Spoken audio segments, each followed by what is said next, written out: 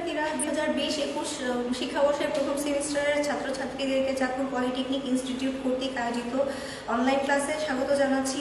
আমি লুৎফুন্নাহ Munni, instructor computer technology. আমি স্লাইডের মাধ্যমে তোমাদেরকে পড়াচ্ছি। আমি গতি এবং গতির সমীকরণ থেকে পড়াবো। আমি আমার স্লাইডে চলে যাচ্ছি। পদার্থবিজ্ঞান 1 বিষয় কোড 65912 গতি এবং গতির সমীকরণ।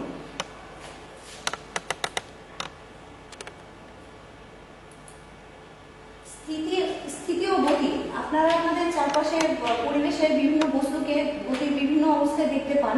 গাড়ি, রিক্সা, পাখি ইত্যাদিকে গতিশীল অবস্থায় দেখতে পান, তেমনি গাছপালা, বাড়িঘর, লাইট পোস্ট ইত্যাদিকে স্থির দেখতে পান। সুতরাং সময়ের পরিবর্তনের সাথে পারিপার্শ্বিকের সাপেক্ষে যখন কোনো বস্তু অবস্থানের পরিবর্তন ঘটে না, তখন ওই বস্তুকে স্থিতিশীল বা স্থির বলে, এবং অবস্থানের পরিবর্তন অপরিবর্তিত থাকার এই ঘটনাকে স্থিতি বলে, যেমন গাছপালা, বাড়িঘর ইত্যাদি।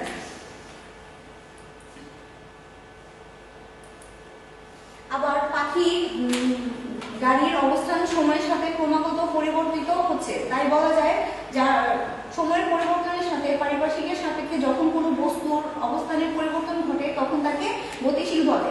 যেমন দেখা যাচ্ছে চিত্রে, একটি মেয়ে এক জায়গায় গাছের নিচে দাঁড়িয়ে আছে, সে স্থিতিশীল অবস্থায় আছে, এবং যখন সে দৌড়ে যাচ্ছে তার এই ঘটনার অবস্থানের পরিবর্তন যে ঘটছে সেই পরিবর্তনকে হচ্ছে গতি বলছে, সে গতিশীল অবস্থায় আছে। পরম স্থিতি ও পরম গতি। কোনো বস্তু প্রকৃতপক্ষে স্থির না, গতিশীল, তা নির্ভর করবে প্রসঙ্গ কাঠামোর উপর। মানে বস্তুটি প্রসঙ্গ কাঠামো যদি প্রকৃতপক্ষে স্থির হয়, তবে তার সাপেক্ষে যে বস্তু স্থিতিশীল রয়েছে তাও প্রকৃতপক্ষে স্থির। এর ধরনের স্থিতিকে পরম স্থিতি বলে। আবার পরম স্থিতিশীল প্রসঙ্গ কাঠামোর সাপেক্ষে কোনো বস্তুর গতিকে পরম গতি বলা হয়। কিন্তু আপনারা জানেন মহাবিশ্বের কোনো বস্তুই স্থির নয়, তাই পরম স্থিতিশীল প্রসঙ্গ কাঠামো পাওয়া সম্ভব নয়।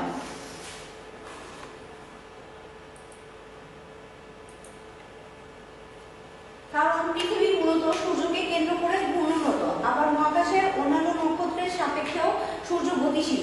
তাই আপনারা যখন কোনো বস্তুকে স্থিতিশীল বা গতিশীল বলেন, তা কোনো আপাত স্থিতিশীল বস্তুর সাপেক্ষে বলতে পারেন। সুতরাং বলতে পারেন মহাবিশ্বের কোনো বস্তুই পরম স্থির বা পরম গতিসম্পন্ন নয়।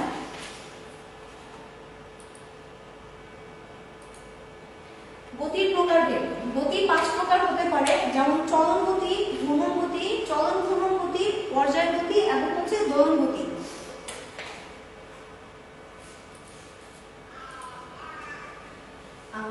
আমরা কিছু সংখ্যা দেখব, সেগুলো হচ্ছে সরণ, বেগ, দ্রুতি, ত্বরণ এবং মন্দনের সংখ্যা।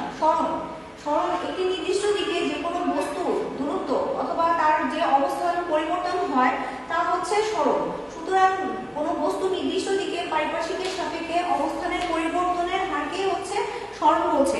সরণ সেই নির্দিষ্ট দিকে যখন কোনো বস্তু সরবে তখন তার একটা মানও থাকবে এবং হচ্ছে দিকও থাকবে, তার জন্য হচ্ছে সরণ একটি ভেক্টর রাশি। কোনো বস্তুর আদি অবস্থান এবং শেষ অবস্থানের মধ্যবর্তী ন্যূনতম দূরত্ব অর্থাৎ সরলরৈখিক দূরত্বই হচ্ছে সরণের মান, এবং সরণের দিক হচ্ছে বস্তুর আদি অবস্থান থেকে শেষ অবস্থানের দিকে।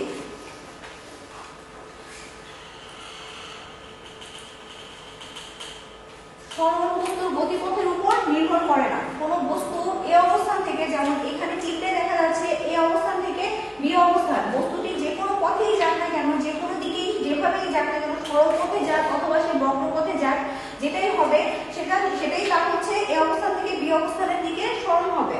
অর্থাৎ তার মধ্যবর্তী এবির যে মানটা আছে, সেই এবির মানটা হচ্ছে আমরা এখানে এস ধরে নিচ্ছি, এবং যেহেতু সে এ থেকে বি এর দিকে সরে যাচ্ছে, তাহলে এ থেকে বি পর্যন্ত যে মানটা হবে তার মান এবং দিক উভয়ই আছে, কাজেই হচ্ছে সরণ একটি ভেক্টর রাশি। সরণের মাত্রা হলো হচ্ছে দৈর্ঘ্যের মাত্রা। যেমন দৈর্ঘ্যের মাত্রা আমরা জানি হচ্ছে এল, অথবা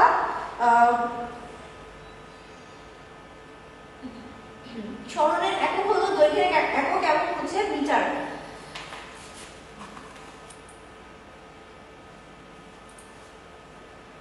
দ্রুতি সময়ের সাথে কোনো বস্তুর অবস্থানের পরিবর্তনের হারকে দ্রুতি বলে। দ্রুতি বস্তুর অবস্থানের পরিবর্তনের হার নির্দেশ করে, অর্থাৎ বস্তু একক সময়ে অতিক্রান্ত দূরত্ব দ্বারা দ্রুতি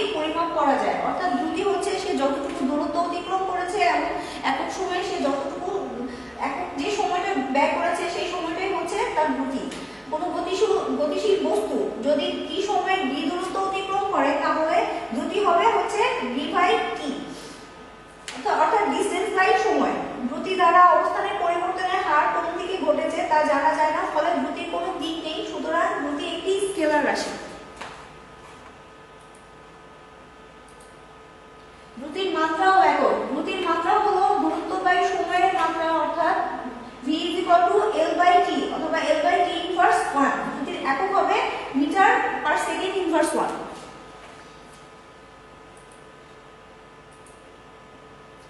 অসম দ্রুতি এবং হচ্ছে গড় দ্রুতি।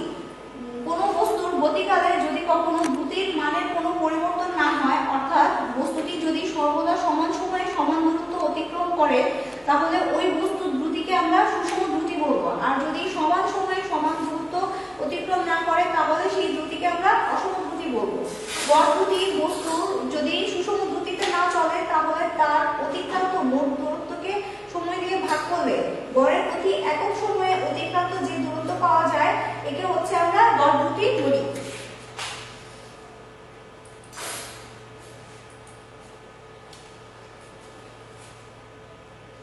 বেগ। সময়ের সাথে কোনো বস্তুর সরণের হারকে বেগ বলে, অর্থাৎ আমরা বস্তু নির্দিষ্ট দিকে একক সময়ে যে পথ অতিক্রম করে তাই বেগ। বেগ দিয়ে নির্দিষ্ট দিকে দূরত্বের পরিবর্তনের হার তথা সরণের হারকে বোঝায়। অর্থাৎ কোনো বস্তু যদি t সময়ে এর দূরত্ব অতিক্রম করে, তাহলে বেগ হবে হচ্ছে v s বাই t।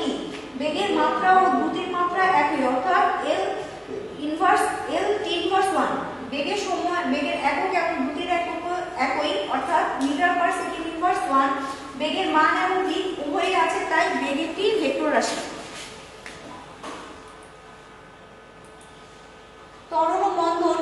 বেগের পরিবর্তনের হার তথা একক সময়ে বেগের পরিবর্তনের হারই হচ্ছে ত্বরণ।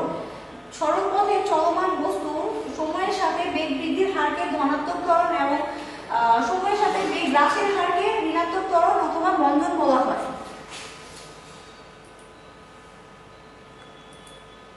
ত্বরণের মাত্রা এবং একক। ত্বরণের মাত্রা হলো বেগ বাই সময়ের মাত্রা, অর্থাৎ ত্বরণ আমরা দেখতে পাচ্ছি ত্বরণ ইকুয়াল হচ্ছে কি বেগ বাই সময়। তা আমরা জানি বেগ সমান হচ্ছে কি সরণ ইনটু সময়। তাহলে এখানে সরণ এবং সময়টার সাথে হচ্ছে কি আমার নিচে যে ত্বরণের সময়টা ছিল সেই সময়টা হচ্ছে গুণ হয়ে যাচ্ছে, তাহলে ত্বরণের মাত্রা হবে কি সরণ বাই সময় স্কয়ার। তাহলে আমরা ত্বরণ বা অ্যাক্সেলারেশন হচ্ছে কি পাচ্ছি L বাই t স্কয়ার আর সময় square L is equal to t square.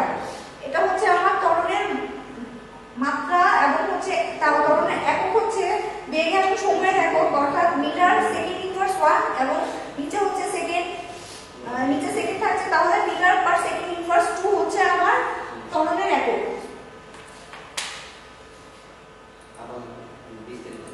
Thanks to all. যদি কোনো কোশ্চেন থেকে থাকে অথবা কোনো বিষয় যদি তোমরা না বুঝে থাকো, তাহলে নেক্সট স্লাইডে অথবা কমেন্ট সেকশনে তোমরা কমেন্টস করে জানাবে এবং তোমাদের পরবর্তী স্লাইডে আমি তোমাদের গতির সমীকরণগুলো পড়াবো, সেগুলো নেক্সট স্লাইডে শো করবো।